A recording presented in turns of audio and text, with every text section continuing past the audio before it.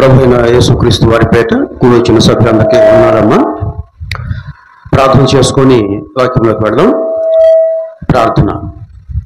మహోన్నతుడా, సర్వ సృష్టికర్త మా తండ్రి, ఇదిగోనైనా గడిచిన ఆదివారం నుంచి ఈ ఆదివారం వరకు మమ్మల్ని ఎంతగానో కాచి కాపాడి ఆశీర్వదించి మీ మహాకృపలో భద్రపరిచి మరొక ఆదివార సమయమున మిమ్మల్ని ఆరాధించుకోవటానికి మీరు మాకు దయచేసిన ఈ స్థితిని బట్టి, ఈ సమయాన్ని బట్టి మీకు వేలాది స్తుతులు స్తోత్రములు తండ్రి.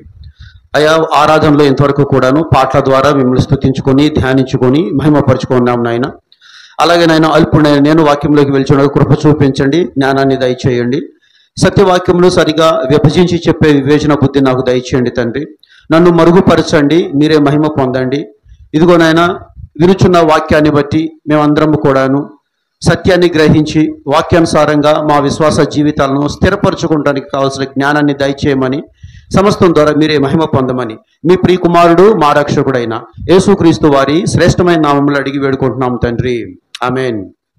ఈరోజు మనం ఒక అంశాన్ని చూస్తూ ముందుకు వెళదాము.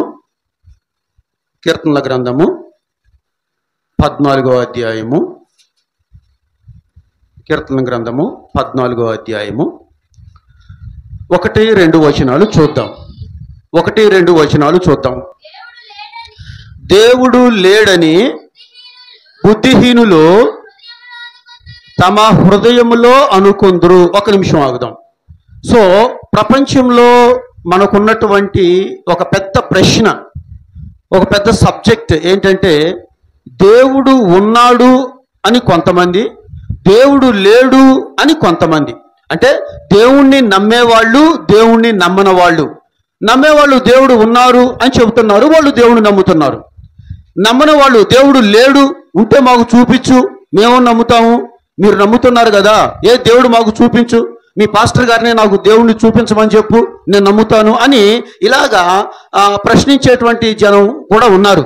అయితే బైబుల్ ఈ అంశం గురించి, దేవుడు ఉన్నాడా లేడా, ఒకవేళ దేవుడు ఉంటే అది ఎలాగ ఉంటుంది, మనం ఎలా తెలుసుకోవాలి, ఎలా చూడాలి, ఆయన్ని ఎలా కనుగొనాలి అనేటువంటిది ఒక సమస్య.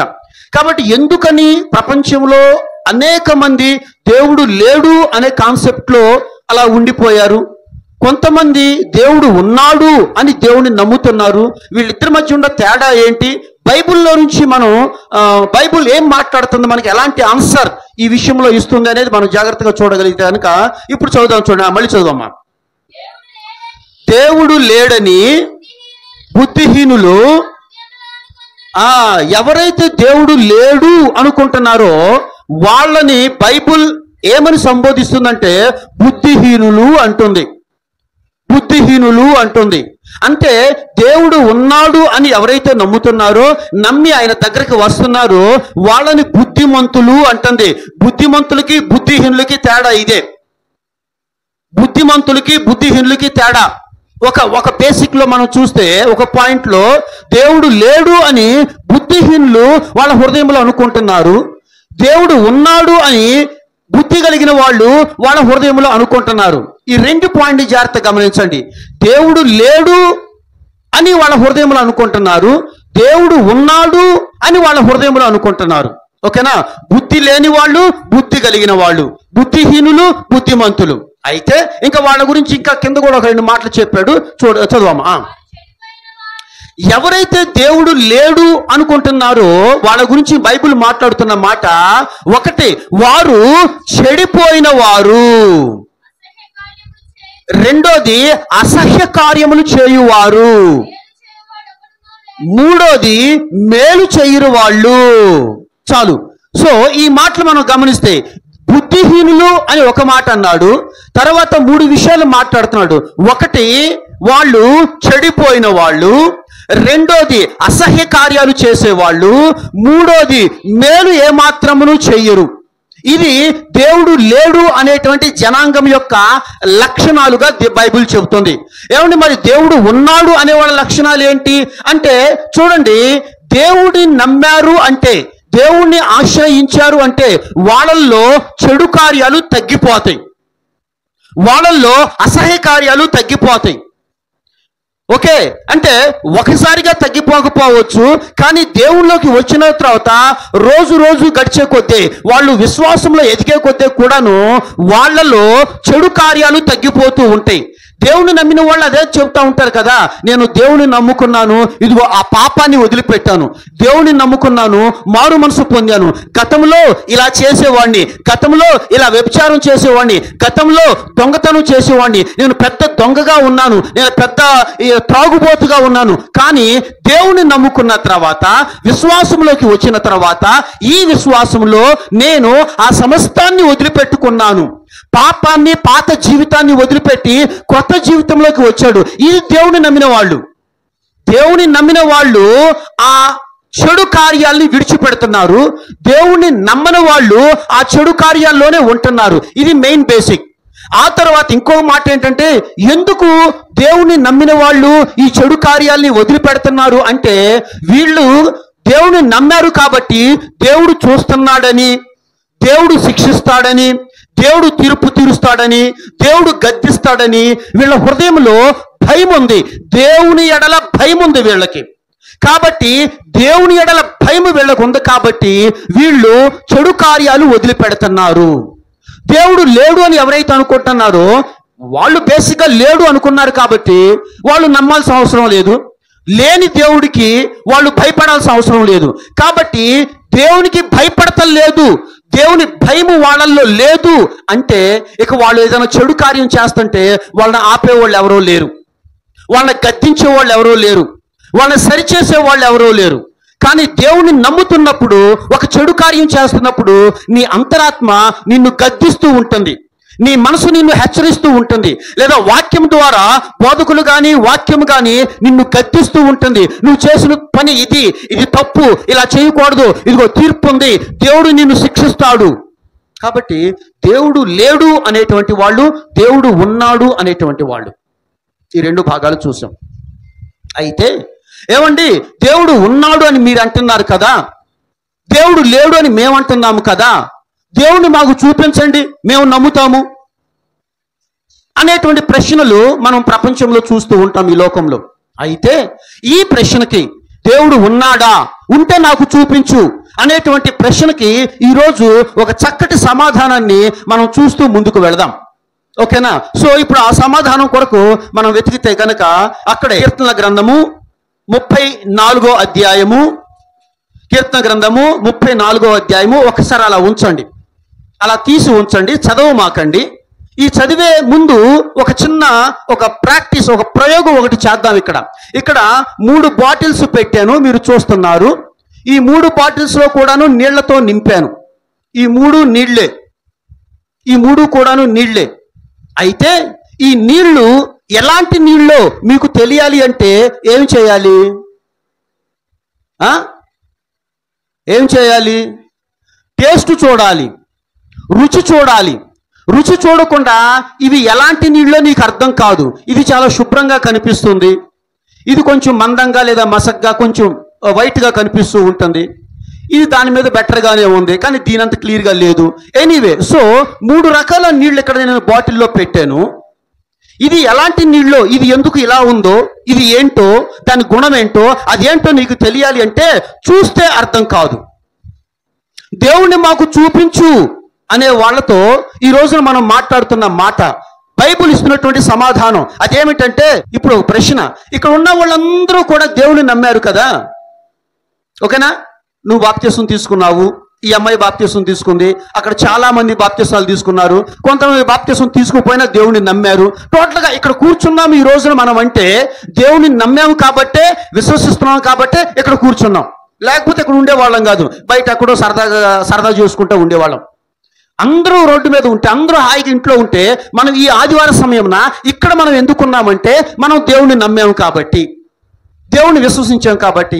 అయితే ఇప్పుడు మీకు ప్రశ్న, దేవుని నమ్మని వాళ్ళు దేవుని నాకు చూపించు నేను నమ్ముతాను అంటున్నారు కదా, నువ్వు దేవుని చూసి నమ్మావా? నువ్వు చూడకుండానే నమ్మావు కదా, నువ్వు చూసి నమ్మావా? నువ్వు చూడలేదు కదా. అయితే ఈ అమ్మాయి ఒక రిఫరెన్స్ చెప్తుంది, ఇప్పుడు చూడక నమ్మిన వాడు ధన్యుడు అంటుంది. అక్కడ తోమా గారు చెయ్యి పెడితే గాయంలో అక్కడ ఒక డైలాగ్ ఉంది, అక్కడ ఒక వాక్యం ఉంది, కదా. తోమా నువ్వు నమ్మటం లేదు, ఇదిగో గాయాలు చూడు అన్నప్పుడు ఆయన చెయ్యి పెడితే అక్కడ ఉన్నటువంటి మాట, చూసి నమ్మిన వాని కంటే చూడక నమ్మిన వాడు ధన్యుడు అన్నాడు. అది తీసుకొచ్చి ఇక్కడ చెబుతున్నావు. అది ఇక్కడ పనిచేయదు. చాలా మంది ఇదే వాడతారు. దేవుణ్ణి నువ్వు చూసావా? ఎందుకు నమ్మావు నువ్వు దేవుణ్ణి? నేను నమ్ముతాను, నాకు చూపించు దేవుణ్ణి, నేను నమ్ముతానంటే వెంటనే వాళ్ళు అంటారు తెలుసా, చూడక నమ్మిన వాడు ధన్యుడు కాబట్టి మేము చూపించలేము, చూడకుండా నమ్ము అంటారు.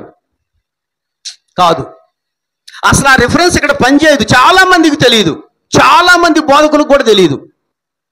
నేను దేవుణ్ణి నమ్మటం లేదు, నువ్వు దేవుణ్ణి నమ్మావు, ప్రతి ఆదివారం చర్చికి వెళ్తున్నావు, నేను నీతో మాట్లాడుతున్నాను, ఏంటమ్మా దేవుడు ఏంటంటే, నమ్ముకో అన్నయ్య, నమ్ముకో బ్రదర్, నమ్ముకో తమ్ముడు, ఏదో చెప్పావు. అట్టాగా నువ్వు దేవుణ్ణి నమ్మావా? దేవుడు నాకు చూపించు, నేను నమ్ముతానంటే వెంటనే మీరు చెబుతున్న డైలాగ్ ఏంటంటే, చూడక నమ్మిన వాడు ధన్యుడు అంట. మరి ఎట్ట నమ్మావు నువ్వు? అది కాదు బైబుల్ మాట్లాడుతున్న ఆన్సర్. మనం ఏదో అట్లా గబక్కను వాడేస్తున్నారు కానీ అది కాదు. ఇప్పుడు అదే మనం చూస్తున్నాం. ఎందుకంటే బైబిల్లో క్లియర్గా దేవుడు లేడు అని బుద్ధిహీనులు అనుకుంటున్నారు. వారు అసహాయ కార్యాలు చేస్తున్నారు, వాళ్ళు చెడిన వాళ్ళు కదా. కాబట్టి వాళ్ళ గురించి ఇలా మాట్లాడుతున్నప్పుడు, దేవుడు ఉన్నాడు అని నువ్వు నేను నమ్ముతున్నప్పుడు, ప్రపంచంలో సహజంగా ఉన్న ప్రశ్న ఏంటంటే, ఉంటే మాకు చూపించు అనేటువంటిది ప్రశ్న. ఓకే, ఇప్పుడు నేను ఇక్కడ చెప్తున్నాను, ఇదిగోండి 3 బాటిల్స్లో కూడాను నీళ్లు నింపాను. ఈ నీళ్లు నింపి ఇది ఎలాంటి నీళ్ళో, ఇది ఎలాంటి నీళ్ళో, ఇది ఎలాంటి నీళ్ళో తెలియాలి అంటే ఏమి చేయాలి అని అడుగుతున్నప్పుడు మీరు చెబుతున్నారు రుచి చూడాలండి అన్నారు. రుచి చూడకుండా చెప్పలేవా దేవుని నీళ్ళు? రుచి చూడకుండా ప్యూర్గా ఉండ ఈ నీళ్లు, కొంచెం మసగ్గా ఉండ ఈ నీళ్లు, లేదా ఈ నీళ్లు, ఏమి నీళ్ళు నువ్వు చెప్పలేవా రుచి చూడకుండా? ఎస్, రుచి చూడకుండా చెప్పలేం, రుచి చూడకుండా చెప్పలేం. లేదా నువ్వు ఇంకోటి ఏదో అనవచ్చు, ల్యాబ్కి తీసుకెళ్ళి కెమికల్గా టెస్ట్ చేసి, ల్యాబొరేటరీలో టెస్ట్ చేసి అప్పుడు చెప్పవచ్చు అనవచ్చు. అది చెప్పినా కానీ నీకు తెలియదు, ప్రూవ్ అవుతుందే తప్ప నువ్వు ఎక్స్పీరియన్స్ చెయ్యు. అవునా? నువ్వు ఎక్స్పీరియన్స్ చెయ్యు, నువ్వు తెలుసుకోవాలి. ఇది ఎలాంటి నీళ్ళో నీకు తెలియాలి, ఇది ఎలాంటి నీళ్ళో నువ్వు చెప్పాలి. నువ్వు చెప్పాలి అంటే నువ్వు రుచి చూడాలి. ఇప్పుడు అదొక చిన్న ప్రయోగం చేద్దాం ఇక్కడ, ఓకేనా? ఎవరిని పిలుద్దాము, ఓకేనా? నువ్వు రానన్న కూర్చున్నా వ్యక్తి, రా కమ్. దీంట్లో అది కొద్దిగా తాగి ఇవి ఏమి నీళ్ళో చెప్పు నాకు.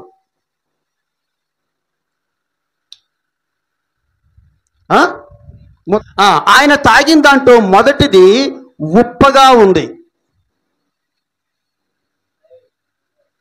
ఓకేనా? అక్కడే ఉండు, ఉప్పగా ఉంది. రెండోది తాగు, రెండోది తాగు, అది ఏమి నీళ్ళో చెప్పు. పుల్లగా ఉంది, పుల్లగా ఉంది. మూడోది తాగు, తీపిగా ఉంది. ఇది సో కూర్చో.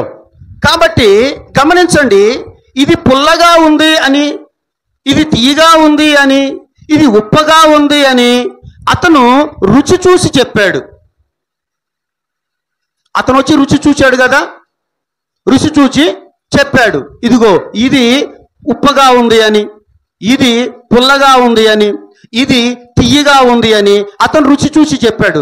ఇప్పుడు ఇది పుల్లగా ఉంది, లేదా ఇది ఉప్పగా ఉంది, ఇది తీయగా ఉంది, ఇది పుల్లగా ఉంది, సాల్ట్గా ఉంది అనేటువంటిది అతనికి మాత్రమే తెలిసిందా, నీకు తెలిసిందా? రుచి చూచిన అతనికి మాత్రమే తెలిసిందా, నీకు కూడా తెలిసిందా? చెప్పాలి. ఈ బాటిల్లో ఉన్న నీళ్లు ఉప్పగా ఉన్నాయి, నేను దీంట్లో సాల్ట్ కలిపాను అనే విషయాన్ని రుచి చూసిన వ్యక్తికి తెలిసిందా? ఇక్కడ కూర్చొని ఆయన తాగుతున్నప్పుడు మీరు చూశారు, ఆయన చెప్పాడు ఇదిగో ఇందులో ఉన్నది ఉప్పగా ఉంది అని, మీరు విన్నారు. దట్స్ ఆల్, మీరు విన్నారు. అంతేకాని రియల్గా నీకు ఎక్స్పీరియన్స్ లేదు. ఏమో అతనికి నేను ఆల్రెడీ బయట చెప్పానేమో, నేను పిలిచినప్పుడు నేను ఫస్ట్ బాటిల్ ఇస్తాను దానికి ఉప్పు అని చెప్పు నువ్వు, రెండో బాటిల్ ఇస్తాను దానికి పులుపు అని చెప్పు నువ్వు అని నేను బయట కాంప్రమైజ్ అయ్యామేమో, ఎవరికి తెలుసు కదా. కాబట్టి ఇప్పుడు మీకు డౌట్ రావచ్చు, ఏమండి ఆయన మీరు పిలిచారు, ఇది తాగమన్నారు, ఆయన ఉప్పుగా ఉందని చెప్పేశాడు, ఇది మేము నమ్మాలా? మేము నమ్మాలా? ఇది నమ్మొద్దు. నమ్మని ఎవరు చెప్పారు? నువ్వు నమ్మాలంటే ఏం చేయాలి? నువ్వు నమ్మాలంటే నువ్వు కూడా వచ్చి అది నిజమా కాదా రుచి చూడాలి. రుచి చూడాలి. ఒక వ్యక్తి దేవుణ్ణి నమ్మినప్పుడు దేవుడు ఉండాడా? అయితే నాకు చూపించు అంటే ఇప్పుడు ఆయన దగ్గరికి వెళ్ళి ఇది ఉప్పుగా ఉందా, నేది నాకు ఎట్లా ఉందో చూపించు అంటే నువ్వు వచ్చి టేస్ట్ చేస్తేనే ఇది ఉప్పుగా ఉందని నీకు అర్థమవుతుంది. నువ్వు వచ్చి టేస్ట్ చూస్తేనే ఇది పుల్లగా ఉందని నీకు అర్థమవుతుంది. అంతేకాని ఆ వ్యక్తి అనుభవం ఆ వ్యక్తిదే. దేవుణ్ణి కూడాను నేను దేవుణ్ణి నమ్మాను, నువ్వు దేవుణ్ణి నమ్మావు. దేవుని నమ్మని వాళ్ళు ఉన్నారు. ఆ నమ్మని వాళ్ళు నీ దగ్గరకు వచ్చి దేవుడు నాకు చూపించు నేను నమ్ముతానంటే నువ్వు చెబుతున్న డైలాగ్ ఏంటంటే చూడక నమ్మిన వాళ్ళే ధన్యులు. ఇప్పుడు అదే డైలాగ్ నేను అంట, తాకుండా చెప్పినోడే ధన్యుడు అంట. ఆయన రుచి చూసి చెప్పాడు ఇది ఉప్పుగా పుల్లగా తీగా ఉందని. చూసి నమ్మిన వానికంటే చూడక నమ్మిన వాడు ధన్యుడు కదా అని చెప్పాను అనుకో, భలే చెప్పావు అట్టట్టు చెబుతావు. ఇది నేను చూస్తేనే అనగా రుచి చూస్తేనే, ఇది నువ్వు రుచి చూస్తేనే దీంట్లో ఉన్నది ఉప్పగా ఉంది అని నీకు అర్థమవుతుంది. దేవుడు కూడా అంతే. నువ్వు నమ్మి దేవుని దగ్గరకు వచ్చి నువ్వు అనుభవిస్తేనే దేవుడు ఉన్నాడనే సంగతి నీకు అర్థమవుతుంది. దేవుణ్ణి ఆయన నమ్మాడు, దేవుణ్ణి వీళ్ళు నమ్మారు, దేవుణ్ణి నేను నమ్మాను. నా దగ్గరకు వచ్చి దేవుడు ఉండాడా నాకు చూపించు అంటే ఇదిగో ఇలాగే ఉంటుంది. అది ఉప్పుకుందా నాకు చూపించు అంటే చూపిస్తాను. ఎట్లాగో తెలుసా? నువ్వు వచ్చి ఇది తాగినప్పుడు, నువ్వు రుచి చూసినప్పుడు నీకు అర్థమవుతుంది అది ఉప్పుగా ఉందో లేదో. దేవుణ్ణి నమ్మనటువంటి వ్యక్తి ఎందుకని దేవుడిని నమ్మిన వ్యక్తితో ఇలా వాదిస్తున్నాడో తెలుసా? ఈ దేవుణ్ణి కలిగి ఉండటం అనేటువంటిది ఇది వీళ్ళ సొంత ఎక్స్పీరియన్స్, ఇది వీళ్ళ సొంత అనుభవం, ఇది వీళ్ళ సొంత దేవుడితో ఉండే సంబంధం ఇది. అంతేకాని ఎవరో కొత్తగా వచ్చేసి నువ్వు దేవుణ్ణి నమ్మావా, ప్రతి ఆదివారం చర్చికి వెళ్తున్నావా, ఏది నాకు చూపించు మీ దేవుణ్ణి నేను కూడా నమ్ముతాను అంటే కుదరదు. అర్థమైందా? ఇప్పుడు చదువు 34వ అధ్యాయము 8వ వచనం. యెహోవా ఉత్తముడని రుచి చూచి తెలుసుకొనుడి. గమనించారా? యెహోవా ఉన్నాడు అని, దేవుడు ఉన్నాడు అని, దేవుడు మంచివాడు అని, ఆయన సహాయం చేస్తాడని, ఆయన చాలా గొప్పవాడని నీకు ఎలా అర్థమవుతుంది అంటే ఆయన ఉత్తముడు అని నువ్వు రుచి చూచి తెలుసుకోవాలి. నువ్వు రుచి చూడకుండా తెలుసుకోవటం కుదరదు కుదరదు కుదరదు. అందుకే అన్నాడు దేవుడు లేడు అని బుద్ధిహీనులు అనుకుంటారు, దేవుడు ఉన్నాడు అని బుద్ధిమంతులు అంటారు. వీళ్ళు దేవుడు ఉన్నాడు అని ఎందుకు అంటున్నారో తెలుసా? వీళ్ళు సొంతగా ఎక్స్పీరియన్స్ చేశారు. వీళ్ళు రుచి చూచారు కాబట్టి వీళ్ళు దేవుడు ఉన్నాడు అని చెబుతున్నారు. Okay, good. సో ఇక్కడ ఇంకో మాట కూడా నేను చెప్తాను. ఇక్కడ సహోదరుడు చూసిన దాంట్లో మొదటిది ఉప్పుగా ఉంది, తర్వాత పుల్లగా ఉంది, తర్వాత తీపిగా ఉంది. ఇది 3 రకాల టేస్టులు నేనే కలిపి తీసుకొచ్చాను. ఇప్పుడు నేనేం చేస్తున్నానంటే ఇక్కడ చూడండి, ఇప్పుడు నేను దీన్ని ఒక లైన్లో పెట్టాను. ఏమైంది? ఈ బాటిల్స్ 3 కూడాను ఒక లైన్, ఒక ఆర్డర్లో పెట్టినప్పుడు అక్కడ ఒక ఆన్సర్ వచ్చింది, ఒక అర్థవంతమైన భావం తయారయ్యింది. ఓకేనా? ఇది నేను ఎలా చెప్తున్నానంటే చాలా మంది దేవుడు ఉన్నాడు అని నమ్ముతారు కానీ వాక్యానుసారంగా నమ్మరు. వాక్యంలో ఆయన గురించి ఏమి చెప్పబడి ఉందో, వాక్యంలో ఆయన గుణగణాలు ఏముండయో, వాక్యంలో లేదా బైబిల్లో ఆయన తన గురించి ఏమి చెప్పుకుంటున్నాడో, వాక్యంలో బైబిల్లో ఆయన తనని ఎలా ఆరాధించాలని చెప్పాడో, ఏమి చేయాలని చెప్పాడో ఇవన్నీ పట్టించుకోకుండా దేవుడు ఉన్నాడండి, దేవుడు ఉన్నాడంటే అంటే ఏం చెప్పాం ఇందాక? ఇదిగోండి జస్ట్ ఇలా పెట్టేసామనుకోండి, ఏమైంది? ఉంది కానీ పూర్తి భావన అర్థం కావటం లేదు, స్పెల్లింగ్ రాంగుగా ఉంది, అదేంటో అర్థం కావటం లేదు. ఓకేనా? అలా కాకుండా దీన్ని ఒక ఆజ్ఞానుసారంగా లేదా ఒక క్రమ పద్ధతిలో ఒక సిస్టమేటిక్గా దాన్ని అరేంజ్ చేయగలిగితే దాంట్లో నుంచి ఒక అర్థ అర్థవంతమైన ఒక మాట మనకి కనిపిస్తుంది, ఒక పదం మనకి కనిపిస్తుంది. అలాగే దేవుడు ఉన్నాడు అని నమ్మటం ఒక లెక్క, నమ్మిన తర్వాత ఆయన తన గురించి ఏమి బయలుపరిచాడు, ఎలా ఆరాధించమన్నాడు, వాక్యంలో ఏమి చెబుతున్నాడు, తాను ఏమై ఉన్నాడో, ఏమి మాట్లాడుతున్నాడు తెలియాలి అంటే బైబిల్ అనేటువంటి ఒక క్రమ పద్ధతిలో మనం దాన్ని అర్థం చేసుకోవాలి. వీడు ఎప్పుడు బైబిల్ చదవడు, వీడికి బైబిల్ తెలియదు, వీడు దేవుడిని రుచి చూడడు, అసలు ఎటువంటి సంబంధం లేదు, దేవుడు నాకు చూపించంటాడు. అర్థమవుతుందా? ఒక క్రమ పద్ధతిలో ఉండడు, అసలు బైబిలే చదవడు, దానికి ఎటువంటి ఇది లేదు. ఆ బైబిల్లో ఆయన తన గురించి ఏమి చెప్పుకున్నాడో దాని గురించి ఆలోచించడు. ఆలోచించకుండా దేవుడు ఉంటే నాకు చూపించు, నేను నమ్ముతానంటాడు. ఎలా పాసిబుల్ అవుతుంది? అరే దీంట్లో ఉన్న నీళ్లే, అది ఏ రుచి అన్నది ఆయనకి నాకు తప్ప ఎవరికి తెలియదే. అవునా? ఇక్కడ వాళ్ళు ఎవరైనా వచ్చి రుచి చూస్తేనే అర్థమవుతుంది దీంట్లో ఏముంది అనేటువంటిది.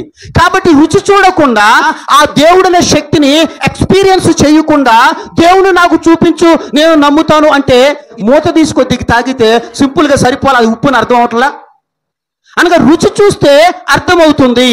అలాగే దేవుడు కూడా రుచి చూడాలి, నువ్వు దేవుణ్ణి ఎక్స్పీరియన్స్ చేయాలి, అప్పుడే దేవుడు అర్థమవుతాడు. అలా కాకుండా దేవుడు నాకు చూపించుంటే అర్థం కాడు. Okay, good. సో కొంతమంది దేవుణ్ణి ఇలాగా డిఫరెంట్గా క్రమ పద్ధతి కాకుండా దేవుడు ఉన్నాడు రుచి చూశారు వాళ్ళు, కానీ బైబిల్లో ఆయన ఏం మాట్లాడుతున్నాడో ఆ క్రమ పద్ధతి కాకుండా ఎలా పడితే అలా చేశారు కదా. ఇప్పుడేంటిది, ఇక్కడ ఇది సాల్ట్ కదా, సాల్ట్ ఎక్కడ ఉంది, ఉప్పు, ఇది నెంబర్ 2. ఓకేనా? ఇక్కడ నెంబర్ 1 అంటే ఇది స్వీట్, ఇది 1. ఓకే, పుల్లగా ఉండదు నెంబర్ 3. ఇప్పుడు చూడండి, మనకి ఒక అర్థవంతమైన ఇది రావాలంటే, ఇప్పుడు ఎవరైనా పిలిచి, చిన్నపిల్లలు చదువుకునే పిల్లలు పిలిచి అమ్మ 1 2 3 4 రాయి అంటే వాళ్ళు ఎలా రాస్తారు? అవునంటే 1 2 3 ఇలా రాస్తారు కదా. అలా కాకుండా నేను ఎవరైనా ఒక పిల్లని పిలిచి నాన్న 1 2 3 4 బోర్డు మీద రాయి అంటే వాడు ఇలా రాశాడు అనుకోండి, 2 1 3 ఇలా రాశాడు అనుకోండి, అది 1 2 3 4 అవ్వదు కదా. ఎందుకని? 1 2 3 4 అంటే ఇది ఒక క్రమ పద్ధతి. దాన్ని ఆర్డర్ మార్చితే అక్షరాలు అవే. 1 2 3 4లో 1 ఉంది, ఇక్కడ 1 2 3 4లో 2 ఉంది, ఇక్కడ 3 ఉంది ఇక్కడ. కానీ ఆర్డర్ మారిపోయింది. ఆర్డర్ మారిపోయినప్పుడు దాని భావం మారుతుంది, దాని వాల్యూ మారుతుంది, దాని మీనింగ్ మారిపోతుంది. ఓకే, అలాగే దేవుడు ఉన్నాడు అని కొంతమంది నమ్ముతున్నారు, కానీ దేవుడి యొక్క పూర్తి మూర్తిమత్వం నీకు అర్థం కావాలి అంటే, ఆయన శక్తి నీకు అర్థం కావాలంటే, ఆయన గుణగణాలు నీకు అర్థం కావాలంటే, ఆయన తన గురించి తాను బైబిల్లో ఒక సిస్టమేటిక్గా చెప్పాడు, ఒక క్రమ పద్ధతిలో చెప్పాడు. ఆ క్రమ పద్ధతిలో మనం తీసుకెళ్ళగలిగితే, ఇక్కడ అదే నేను చూపిస్తుంది, దాన్ని ఆ క్రమ పద్ధతిలో అర్థం చేసుకుంటే దేవుడు అర్థం అవుతాడు నీకు. ఆ క్రమ పద్ధతిలో అర్థం చేసుకోకపోతే ఇలాగా ఉంటుంది, గందరగోళంగా ఉంటుంది. ఓకే, సో కాబట్టి నువ్వు దేవుణ్ణి క్రమ పద్ధతిలో అర్థం చేసుకుంటున్నావా, లేదా నీ ఇష్టం వచ్చినట్టు అర్థం చేసుకుంటున్నావా? క్రమము అక్రమము రెండు ఉన్నాయి. అక్రమం అంటే ఏదో బూతు కాదు నేను మాట్లాడుతుంది, ఓకేనా? సిస్టమ్ అని, ఇది క్రమము 1 2 3 4 ఇది క్రమము. అలా కాకుండా జంప్లింగ్ చేసేసి ఇది అక్రమము, ఇది క్రమం కానిది. దేవుడు తనని తాను బైబిల్లో ఒక క్రమ పద్ధతిలో బయలుపరుచుకున్నాడు. తన గుణగణాలు ఒక క్రమ పద్ధతిలో తెలియచేశాడు. తనని ఎలా ఆరాధించాలో ఒక సిస్టమేటిక్గా తెలియచేశాడు. ఇది వదిలిపెట్టి అలా కాకుండా నువ్వు దాన్ని గందరగోళం చేసి ఇది ఇటు అది ఇటు ఇది ఇటు రాసేసుకుంటే గనక దేవుడు నాకు అర్థం కావటం లేదు అంటే అర్థం కాడు ఎప్పటికీ కూడాను. దేవుడు అర్థం కావాలంటే ఆయన ఒక క్రమ పద్ధతిలో దాన్ని బయలుపరిచాడు. అది నీకు అర్థం కావాలి, అది బైబిల్లో మాత్రమే ఉంటుంది. సో బైబిల్ అర్థం చేసుకోగలిగితే దేవుని మనసు మనకు అర్థమవుతుంది, దేవుని గుణగణాలు మనకు అర్థమవుతాయి. ఇది అయితే ఇక్కడ ఈ 34 అధ్యాయంలో మనం ఏం మాట్లాడుతున్నామంటే, ఇప్పుడు నేను చెప్పింది అదే. దేవుడు అనేటువంటి కాన్సెప్ట్ని ఎవరికి వాళ్ళు రుచి చూసి తెలుసుకోవాలే, కానీ నేను దేవుని శక్తిని అనుభవిస్తున్నాను, దేవుని మహిమను అనుభవిస్తున్నాను, దేవుని ఆశీర్వాదాన్ని అనుభవిస్తున్నాను అని నేను చెప్పి దేవుడు ఉన్నాడు అని నేను నమ్ముతున్నప్పుడు నువ్వు వచ్చేసి నమ్ముతున్నావా నాకు చూపించు అంటే అది కుదరదు. నువ్వు రుచి చూడాలి. అదే కీర్తనకారుడు చెబుతుంది. మళ్ళీ చదువు, 34 అధ్యాయము 8వ వచనం మళ్ళీ చదవండి. యెహోవా ఉత్తముడని,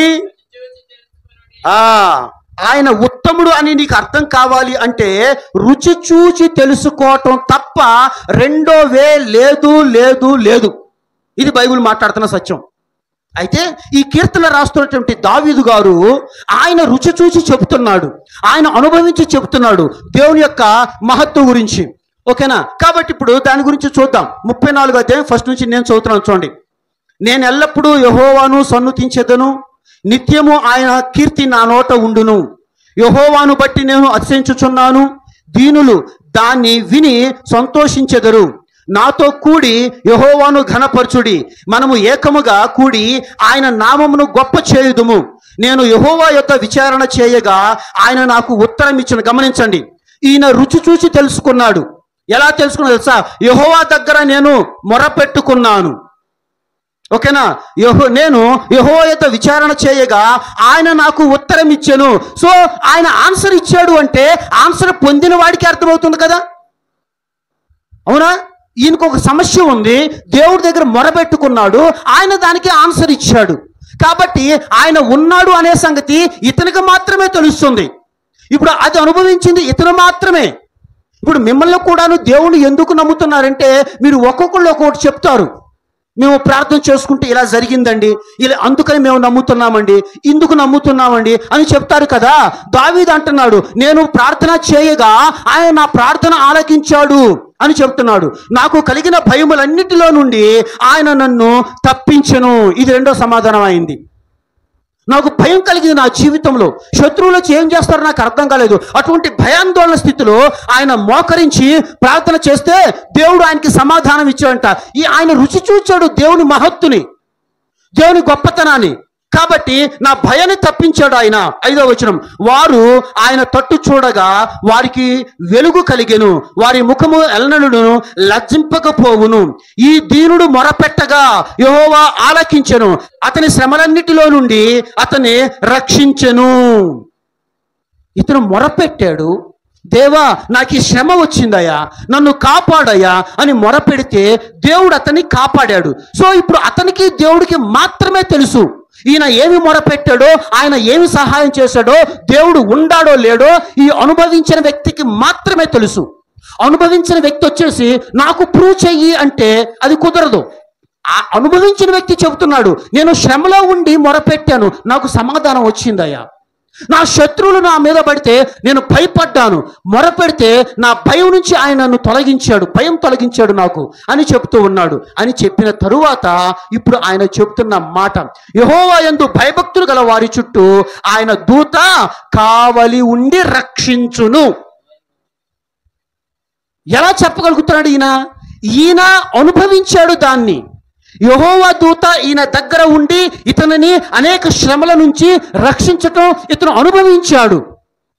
యెహోవా గొప్పతనాన్ని రుచి చూచాడు కాబట్టే ఆ ఎక్స్పీరియన్స్ చెప్తున్నాడు. ఆయన యందు భయభక్తులు కలిగి ఉంటే ఆయన దూత మనకి కావలిగా ఉంటుంది, మనల్ని రక్షిస్తుంది అని ఆయన చెప్తున్నాడు. చెప్పి ఇదంతా చెప్పావు కదా, బాగానే ఉంది అని మధ్యలో ఎవడు మనలాంటి వెళ్ళి దేవుడు నాకు చూపించు అంటే అప్పుడు చెప్తున్న సమాధానం 8వ వచనం, నేను చూపించలేనయ్యా నీకు, ఆయన చూడటం కుదరదయ్యా, కానీ ఆయన్ని రుచి చూచి తెలుసుకోవచ్చు. దీంట్లో ఉప్పు నాకు చూపించు అంటే ఎంత కష్టమో, దీన్ని టేస్ట్ చేసి ఇది ఉప్పుగా ఉందని సింపుల్గా చెప్పేశాడు కదా. ఆ వ్యక్తి వచ్చి దీన్ని రుచి చూచి ఇది ఉప్పుగా ఉందని అని చెప్పాడు. దానికి పెద్ద సైంటిస్ట్ అవ్వాలా ఏంటి, పెద్ద పిహెచ్డి చేయాలా ఏంటి, కెమికల్ ఇంజనీర్ అయ్యి ఉండాలా, దీన్ని ల్యాబ్లోకి తీసుకెళ్ళి టెస్ట్ చేసి చెప్పాలా? కాదు కదా. రుచి చూస్తే ఇది దీంట్లో సాల్ట్ కలిసిందని ఈజీగా అర్థమైపోతుంది. దేవుడు కూడా అంతే. దేవుడు నాకు చూపించు, నేను చూస్తాను, ఎంత పెద్దగా ఉంటాడో, అంత వెలుగుగా ఉంటాడా, ఆకాశం అంత ఉంటాడా, ఇవన్నీ వద్దు. రుచి చూస్తే ఆయన నీకు అర్థమైపోతాడు. రుచి చూడకుండా నాకు దేవుడు కావాలి అంటే అది కుదిరే పని కాదు. అందుకే దావీదు చెబుతాడు తన అనుభవంలోంచి, యెహోవా ఉత్తముడు అని రుచి చూసి తెలుసుకొనుడి అని చెప్పిన తర్వాత ఈ అధ్యాయాన్ని మళ్ళీ కంటిన్యూ చేస్తున్నాం. ఇప్పుడు 9వ వచనం నేను చదువుతున్నాను. యెహోవా భక్తులారా ఆయన యందు భయభక్తులు ఉంచుడి, ఆయన యందు భయభక్తులు ఉంచువానికి ఏమీయూ కొదువలేదు.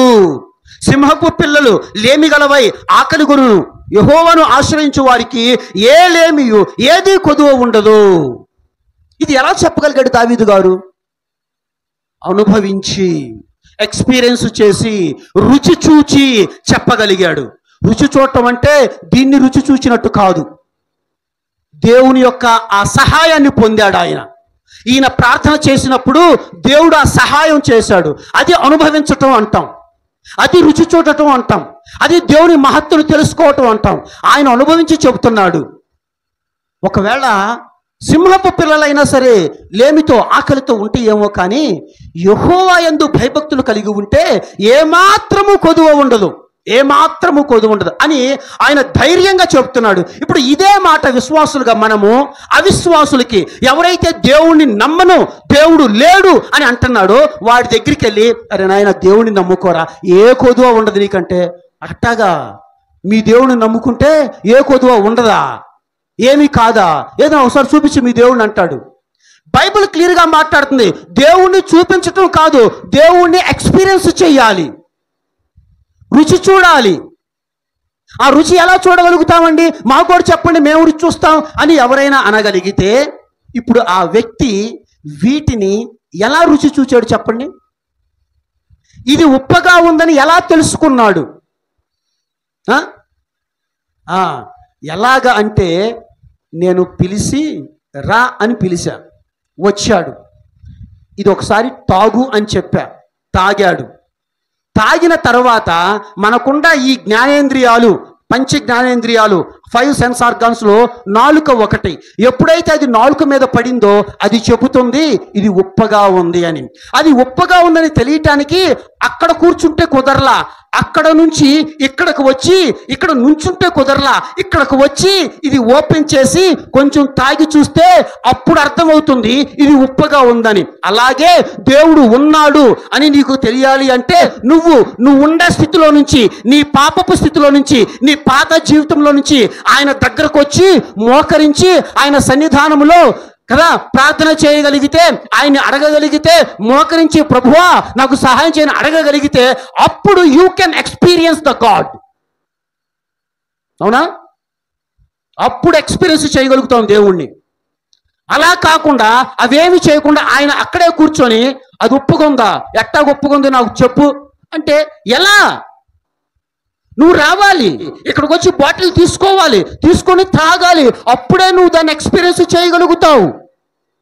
అలాగే దేవుని దగ్గర కూడాను నువ్వు ఏదో నీ సిస్టంలో నువ్వు ఉండి దేవుడు లేడు దేవుడు లేడు దేవుడు లేడు అనుకుంటే కుదరదు. నువ్వు రా, ఆయన సన్నిధానంలో మోకరించు, ఆయన గ్రంథాన్ని చదువు, వాక్యంతో మాట్లాడు, వాక్యం చదువుకో, నేర్చుకో, మోకరించు, ప్రార్థన చేయి, అప్పుడు ఆయన ఏంటో నీకు తెలుస్తుంది. ఇవన్నీ చెయ్యడు, నాకు దేవుని చూపించు అంటాడు, నాకు దేవుని చూపిస్తే నేను నమ్ముతాను అంటాడు. ఈ విశ్వాసులందరూ కూడాను దానికి ఆన్సర్ చెప్పలేక కదా, కొంచెం తెలివి వాళ్ళు అయితే చూసి నమ్మకూడదు, చూడకుండా నమ్మాలంటారు. ఏంటి చూసి నమ్మేది? దేవుణ్ణి చూసి నమ్మటం కాదు, రుచి చూచి తెలుసుకోవాలి, ఎక్స్పీరియన్స్ చెయ్యాలి, ఆయన దగ్గరకు రావాలి, ఆయన సన్నిధానంలో మోకరించాలి, ఆయన్ని అడగాలి, వాక్యాన్ని చదవాలి, ప్రార్థన చెయ్యాలి, అప్పుడు ఆయన ఏంటో నీకు అర్థమవుతుంది. అలా కాకుండా నువ్వు అక్కడే ఉండి నాకు దేవుని చూపించంటే కుదరదు. Okay, good. తర్వాత ఇక్కడ ఇంకా కండిషన్ చూద్దాం. చూడండి, 12వ వచనం దగ్గర నుంచి చూస్తున్నాను. బ్రతుకగోరు వాడెవడైనను ఉన్నాడా, మేలు నొందుచు అనేక దినములు బ్రతుకగోరు వాడెవడైనను ఉన్నాడా? 2 ప్రశ్నలు ఇక్కడ దావీదు గారు. బ్రతుకగోడు వారు ఎవరైనా ఉన్నారా? అవునండి. మేలు నొందుచు బ్రతుకగోడు వారు, అవునండి, మేము మేలు పొందాలనుకుంటున్నామండి. అయితే ఏం చేయాలండి మేలు పొందాలనుకుంటే? ఇప్పుడు మాట్లాడుతున్నాడు చూడండి అక్కడ. 1, చెడ్డ మాటలు పలుకకుండా నీ నాలుకను, 2, కపటమైన మాటలు పలుకకుండా నీ పెదవులను కాచుకొనుము. దేవుని దగ్గరికి వచ్చేవాళ్ళు మొదటిగా చేయాల్సిన పనులు, దేవుణ్ణి రుచి చూడాలి అంటే నువ్వు చేయాల్సిన పనులు కొన్ని ఉన్నాయి. ఆయన చెప్తున్నాడు, అబద్ధమైన మాటలు మాట్లాడకుండా, కపటమైన మాటలు పలుకకుండా నీ పెదవులను కాచుకొనుము. 14వ వచనం చదువుతున్నాను. కీడు చేయటం అని మేలు చేయుము, సమాధానము వెదికి దాన్ని వెంటాడుము. యెహోవా దృష్టి నీతిమంతుల మీద ఉన్నది, ఆయన చెవులు వారి మొరలకు ఒగ్గి ఉన్నవి. ఏమంటే నీతిమంతులు ప్రార్థన చేస్తే ఆయన వింటాడు. సార్ మేము నీతిమంతులం కాదండి, మేము పాపాత్ములం అండి, మరి మా ప్రార్థన ఆయన ఆలకించడా? మా ప్రార్థన వినడా ఆయన అంటే ఇప్పుడు దానికి సమాధానం చెబుతున్నాడు. చూడండి, దానికి సమాధానం చెప్తూ కీర్తనకారుడు ఏం 18వ వచనం చదువుతున్నాడు. 18వ వచనం, విరిగిన హృదయము గల వారికి యెహోవా ఆసన్నుడు, నలిగిన మనస్సు గల వానికి ఆయన రక్షించును. అంటే ఏంటండి? విరిగిన హృదయం కలిగిన వారిని, నలిగిన మనసు కలిగిన వారిని, వాళ్ళ ప్రార్థన వింటాడు, వారికి ఆయన దగ్గరగా ఉంటాడు, వారికి ఆయన ఆసన్నుడు. అంటే దాని ఉద్దేశం ఏంటి అంటే, విరిగిన హృదయము, నలిగిన మనస్సు అంటే ఏమై ఉంటుంది? దేవుడు ఏం మాట్లాడుతున్నాడంటే, నువ్వు ఎప్పుడైతే నేను పాపిని ప్రభువా అని పశ్చాత్తాపం చెందుతావో, నేను పాపిని అని నువ్వు గ్రహిస్తావో, ఈ పాపాలు చెయ్యకూడదు, ఇది దుర్మార్గత, ఇది దేవునికి వ్యతిరేకమైంది అని ఎప్పుడైతే నువ్వు దాన్ని వదిలిపెట్టి నీ హృదయంలో పశ్చాత్తాపం చెందుతావో, దాన్ని అంటున్నాడు ఆయన విరిగిన హృదయము అని. అంటే దేవుని దగ్గరకు వచ్చినప్పుడు నువ్వు ఆయన చెయ్యి పట్టుకోవాలి అంటే నీలో ఉండాల్సిన ఫస్ట్ క్వాలిటీ, మొదటి అర్హత ఏమిటంటే విరిగిన హృదయం నీకు ఉండాలి, నలిగిన మనస్సు నీకు ఉండాలి, అనగా పశ్చాత్తాపం నీకు ఉండాలి. పశ్చాత్తాపం ఉండదు, విరిగిన మనస్సు ఉండదు, చెడు కార్యాలు వదిలిపెట్టవు, మన పాపాలు మనం చేస్తూనే ఉంటాము, దేవుడు నాకు చూపించు అంటాము. ఆయన ఏం మాట్లాడుతానంటే బైబిల్లో, నాయన మీ పాపాలు వదిలిపెట్టుకొని విరిగిన మనసుతో మారు మనసు పొంది నా దగ్గరకు వస్తే నేనంటే ఏందో నీకు అర్థమవుతుంది. ఏమండి, అక్కడ దాకెందుకు? ఒక గొప్ప వ్యక్తిని కలవాలనుకోండి, సీఎం జగన్ గారిని కలవాలి, అపాయింట్మెంట్ దొరికింది, అడిగేవు, ఓకే రేపు రావచ్చు, రేపు 10 గంటలకు నా అపాయింట్మెంట్ దొరికింది. ఎలాగెళ్తావు నువ్వు? ఫుల్లుగా తాగేసి వెళ్తావా? ఫుల్లుగా తాగేసి వెళ్తావా సీఎం దగ్గరికి? వెళ్ళాం కదా. సీఎం దగ్గరికి వెళ్తే చాలా పద్ధతిగా, చాలా జాగ్రత్తగా, అట్ ద సేమ్ టైం నువ్వు వెళుతున్నప్పుడు ప్రతి విషయంలో కూడాను అక్కడ సెక్యూరిటీ చెక్ చేసి నీ దగ్గర ఏముండి, నువ్వు ఎలా ఉండవు, నీ కండిషన్ అంటే మొత్తం చెక్ చేసి జాగ్రత్తగా ఆయన దగ్గరికి తీసుకెళ్తారు. అంటే ఈ లోకంలో ఒక అధికారం ఉన్న ఒక అధికారిని కలవాలంటేనే నువ్వు నీ పాత వాటన్నిటిని వదిలిపెట్టి చాలా పరిశుభ్రంగా, శుద్ధిగా, చక్కగా వెళితే కానీ ఆయన అపాయింట్మెంట్ దొరకదు నీకు. నువ్వు దేవుని దగ్గరకు వస్తున్నప్పుడు ఆయన అదే కోరుకుంటున్నాడు. ఆయన ఏమన్నంటే, నీ విరిగిన హృదయం నాకు కావాలి, నలిగిన మనసు నాకు కావాలి, అనగా పశ్చాత్తాపం నాకు కావాలి. పశ్చాత్తాపం లేకుండా నాకు దేవుడు కావాలి అంటే అది కుదిరే పని కాదు. అదే ఇక్కడ దావీదు మాట్లాడుతున్నాడు. కాబట్టి మళ్ళీ చదువుతాం చూడండి, విరిగిన హృదయం గల వారికి యెహోవా ఆపన్నుడు, నలిగిన మనస్సు గల వానికి ఆయన రక్షించును. నీతిమంతునికి కలుగు ఆపదలు అనేకములు, వాటి అన్నిటిలో నుండి యెహోవా వాడిని విడిపించును. ఆయన వాని ఎముకలన్నిటినీ కాపాడును, వాటిలో ఒక్కటైనను విరిగిపోదు. చెడుతనము భక్తిహీనులను అసహించును, నీతిమంతుని ద్వేషించువారు అపరాధులుగా ఎంచబడుదురు. యెహోవా తన సేవకుల ప్రాణమును విమోచించును, ఆయనను ఆశ్రయించిన వారిలో ఎవరును అపరాధులుగా ఎంచబడరు. ఆయన్ను ఆశ్రయించాలి, ఆయన దగ్గరకు రావాలి, పశ్చాత్తాపం చెందాలి, పాపాలు ఒప్పుకోవాలి, విరిగిన హృదయంతో ఆయన దగ్గరకు రావాలి. అప్పుడు దేవుడు నీకు అర్థమవుతాడు. ఇవన్నీ చేయకుండా నాకు దేవుడు కావాలి అంటే కుదరదు. ఇప్పుడు మనం చదువుతున్నటువంటి ఈ అధ్యాయం ఏదైతే ఉందో, అధ్యాయాన్ని రాస్తున్నటువంటి కీర్తనకారుడు దావీదు గారు, ఏమండి మరి దావీదు గారు ఇన్ని మాటలు చెప్పాడు కదా, రుచి చూసి తెలుసుకోండి అని సలహా ఇస్తున్నాడు కదా, మరి దావీదు గారికి విరిగిన హృదయం ఉందా? దావీదు గారికి పశ్చాత్తాపం ఉందా? దావీదు గారికి నలిగిన మనసు ఉందా? ఆయన ఇలాగే నలిగిన మనసుతో రుచి చూసి తెలుసుకున్నాడా దేవుని అంటే? ఎస్, 100% ఆయన నలిగిన హృదయంతో రుచి చూచాడు కాబట్టే, ఆ నలిగిన మనసుతో ప్రార్థన చేశాడు కాబట్టే, ఆయన దేవుని సహాయాన్ని అనుభవించాడు కాబట్టే ఆయన చెబుతున్నాడు, మీకు కూడా కావాలి అంటే రుచి చూసి తెలుసుకోండి. నేను రుచి చూశాను, నాకు అర్థమయ్యింది. నీకు అర్థం కావాలంటే నువ్వు రుచి చూడాలి. నేను అనుభవించిన దాంట్లో నుంచి నీకు దేవుణ్ణి ఎగ్జిబిట్ చేయాలంటే అది కుదరదు. నా పశ్చాత్తాపము, నా పాపాలు, నా జీవితము, నా ప్రార్థన ఇది వేరు. నీ జీవితము, నీ ప్రార్థన, నీ పశ్చాత్తాపము, నీ విరిగిన హృదయము, నీ నలిగిన మనసు అది వేరు. కాబట్టి దేవుణ్ణి ఎక్స్పీరియన్స్ చేయాలంటే ఎవరికి వాళ్ళు రుచి చూడాలి తప్ప, నేను రుచి చూశాను కాబట్టి నువ్వు దేవుణ్ణి నమ్ము అంటే అది కుదిరే పని కాదు. అందుకే చాలామంది వ్యతిరేకిస్తూ ఉంటారు.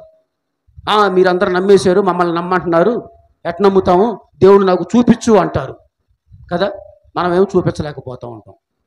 Okay, good. సో కాబట్టి ఎక్కడండి దావీదు గారికి ఆ ఎక్స్పీరియన్స్ ఉందంటే ఖచ్చితంగా దావీదు శత్రువు చేతిలో నుంచి దేవుడు తనని కాపాడాడు అనుకొని, ఓకే, దేవునికి స్తుతులు చెల్లిస్తూ ఆయన రాసినటువంటి కీర్తన ఇది. ఇక్కడే కాదు, మరో చోట నలిగిన హృదయాన్ని చూద్దాం. దావీదు యొక్క మనసుని, నలిగిన హృదయాన్ని చూద్దాం. 51వ అధ్యాయము 16-17 వచనాలు. 16 వచనాలు చెబుతున్నాడు, నీవు బలిని కోరువాడవు కావు, ఒకవేళ నువ్వు గనక బలి కోరి ఉన్నట్టయితే అసలు నువ్వు అడిగితే కనుక ఎంతనిచ్చేవాడిని. ఎందుకంటే దావీదు ఒక పాపం చేశాడు. దావీదు చేసిన పాపానికి దేవుడు గనక అబ్బాయి నువ్వు చేసిన పాపానికి ఒక 10 కొబ్బరికాయలు కొట్టు అన్నట్టయితే 10 కరెక్ట్ 100 కొట్టేస్తాను పో అనేవాడు. దావీదు చేసిన పాపానికి ప్రాయశ్చిత్తంగా దేవుడు గనక 1 కేజీ బంగారం ఇయ్యి అన్నట్టయితే 1 కేజీ ఏంది 100 కేజీలు ఇస్తాను పో అనేవాడు. కానీ దావీదుకు తెలుసు దేవుని మనస్సు, ఆయన బలిని కోరువాడు కాదు, కోరిన ఎడల నేను ఇచ్చేవాడిని. ఈ కీర్తన ఎప్పుడు రాస్తున్నాడు ఆయన? దావీదు బెత్షెబా యొద్దకు వెళ్ళి పాపం చేశాడు కదా. బెత్షెబా యొద్దకు వెళ్ళిన తరువాత బెత్షెబాతో పాపం చేశాడు, ఆమె భర్తను చంపించాడు. అప్పుడు నాతనైన ప్రవక్త వచ్చాడు, దావీదు నువ్వు చేసింది ఏంటి, చాలా తప్పు అని ఒక ఉదాహరణ రూపంలో చెప్తాడు.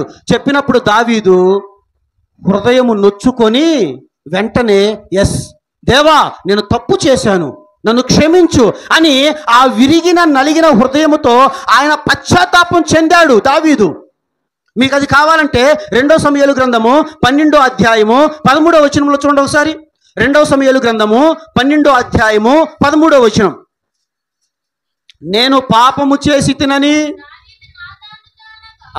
నాతాను ప్రవక్త వచ్చి చెప్తుంటే దావీదు అంటున్నాడు, నేను పాపము చేశానయ్యా, నిజమే నేను పాపము చేశాను అని ఒప్పుకుంటున్నాడు, పశ్చాత్తాపం చెందుతున్నాడు. దేవుడు అడుగుతుంది అదే.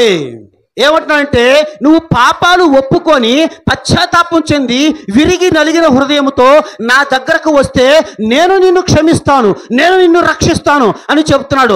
ఆ ఎక్స్పీరియన్స్ ఉండ దావీదు మాట్లాడుతున్నాడు, యెహోవా ఉత్తముడు అని రుచి చూచి తెలుసుకొనుడి. అందులో మీనింగ్ అర్థమవుతుందా? రుచి చూసి తెలుసుకోండి అంటే నేను రుచి చూసాను మీరు చూడొద్దనా? కాదు కదా, నేను రుచి చూశాను, మీరు కూడా రుచి చూసి తెలుసుకోండి. ఎవరు ఎక్స్పీరియన్స్ వాళ్ళదే దేవుని సన్నిధానంలో కదా. 51:16 దగ్గరికి వచ్చాయి. మళ్ళా 51:16 చదువు. దహన బలి నీకు ఇష్టమైనది కాదు. దేవుడికి ఇష్టమైనది ఏంటంట మరి? విరిగిన మనస్సే దేవునికి ఇష్టమైన బలులు. దేవా విరిగి నలిగిన హృదయమును నీవు అలక్ష్యము కాబట్టి ఏమాత్రము దేవుడు నిర్లక్ష్యం చేయడు. నీ విరిగి నలిగిన హృదయమును నువ్వు ఎప్పుడైతే పశ్చాత్తాపం చెంది దేవా నేను పాపుని అంటావో ఆయన క్షమించి నీ చేయి పట్టుకుని నిన్ను ఆదరిస్తాడు. ఇది దేవుణ్ణి రుచి చూడటము అంటే. కాబట్టి అందుకే బైబిల్ మాట్లాడుతుంది, దేవుడు లేడు అని బుద్ధిహీనులు అనుకుంటారయ్యా, కానీ దేవుడు ఉన్నాడు అని నీకు తెలియాలి అంటే నువ్వు రుచి చూసి తెలుసుకోవాలి. విరిగి నలిగిన హృదయంతో ఆయన దగ్గరకు రావాలి, ఆయన పాద సన్నిధానంలో మోకరించి ఆయన అడగాలి. అప్పుడు నువ్వు దేవుడు ఉన్నాడు అని నువ్వు గ్రహించగలుగుతావు. అయితే చివరి ఇంకొక మాట చెప్పి ముగిస్తాను.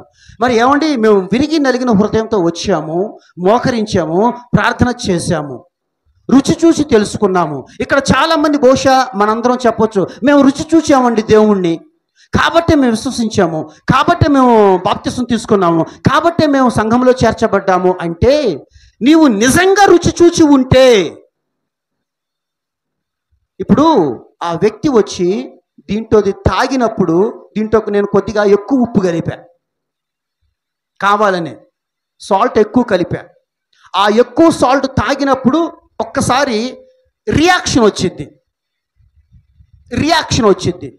అంటే నువ్వు రుచి చూస్తే నిజంగా దాని రుచి నీకు అర్థమైతే మన బాడీ దానికి రియాక్షన్ ఇస్తుంది.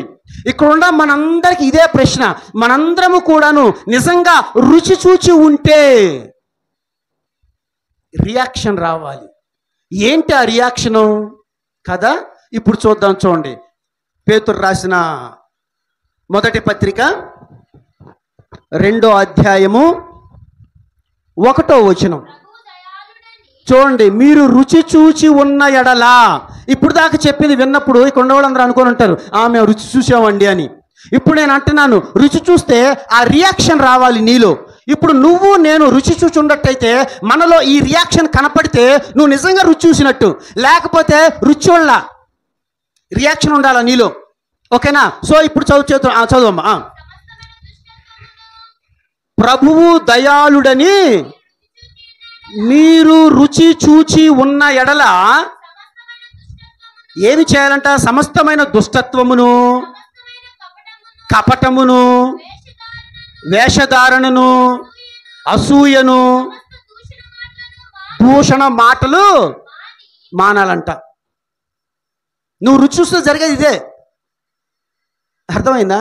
మేము రుచి చూచాము అని ఎవరైనా అనుకుంటుంటే కనుక వెంటనే ప్రశ్న, నువ్వు రుచి చూస్తే ఈ రియాక్షన్ రావాలి నీలో. ఇప్పుడు దీంట్లో బాగా ఉప్పు కలిపాను కదా, తాగంగానే ఆహా అంటావా? అనవు. తాగగానే రియాక్షన్ వచ్చింది వెంటనే, ఏందంత ఉప్పుగా ఉందని. అలాగే నువ్వు దేవుణ్ణి రుచి చూసగలిగి ఉంటే కనుక ఈ రియాక్షన్ నీలో రావాలి, ఈ రిజల్ట్ నీలో రావాలి. ఏంటా రిజల్ట్ అంటే, మళ్ళీ చదువు. దుష్టత్వమును, కపటమును, వేషధారణ, అసూయ, దూషణ మాటలు ఇవన్నీ మానటమే కాకుండా కొత్తగా జన్మించిన శిశువులను పోలిన వారై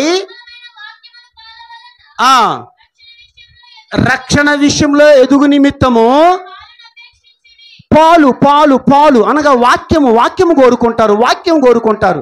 ఇప్పుడు కొత్తగా పుట్టిన శిశువు, ఆ చిన్న పిల్లోడు ఉంటాడు కదా, నెలల పిల్లోడు, ఆ నెలల పిల్లోడు తల్లి దగ్గర పాలు కోరుకుంటాడా, బిర్యానీ కోరుకుంటాడా?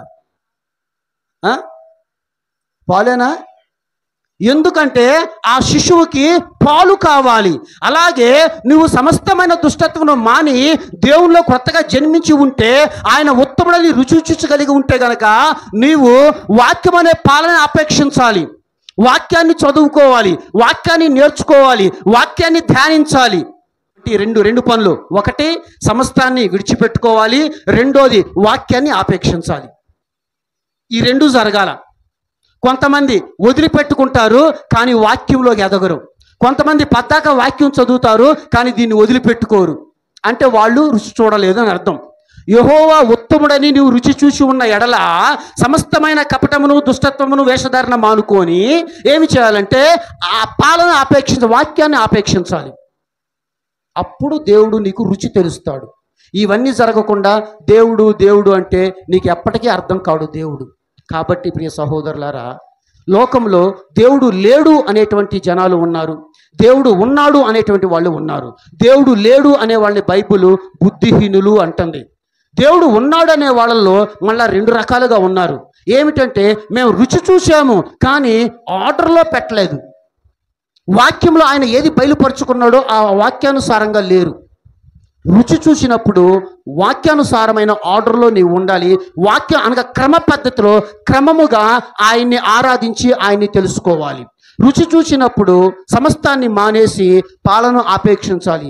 అప్పుడు దేవుడు మనకు తెలుస్తాడు. కాబట్టి ఈ వాక్యాన్ని బట్టి నన్ను నేను హెచ్చరించుకుంటూ ప్రేమతో మీకు తెలియజేస్తూ ముగిస్తున్నాను. అందరికీ వందనాలు. Thank you.